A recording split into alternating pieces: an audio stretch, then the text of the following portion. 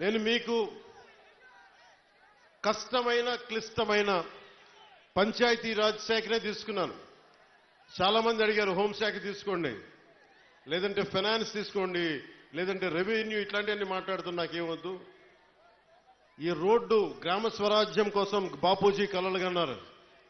ఆ కలలు నెరవేర్చడం కోసం నేను పంచాయతీరాజ్ శాఖ తీసుకున్నాను.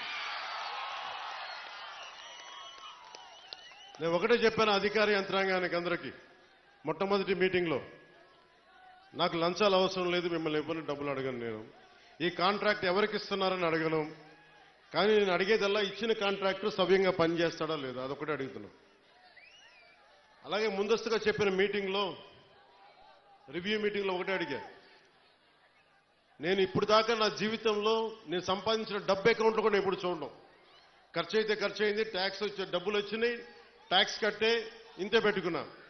కానీ ప్రజల డబ్బు వచ్చేటప్పటికి, మీ డబ్బు అనేటప్పటికీ ఎంత ఒళ్ళు ఉంచి పనిచేశానంటే, ఎంత ఒళ్ళు ఉంచి పనిచేస్తున్నాను, ప్రతి రూపాయికి లెక్క అడుగుతున్నా. ప్రతి రూపాయికి మీ కష్టం, అది మీ స్వార్జితం. తాజ్మహల్ కట్టి నిర్మాణానికి రాళ్ళెత్తిన కూలీలు ఎవరంటారు? ఈ దేశ ప్రగతికి కండలు కరిగించింది ఎవరు?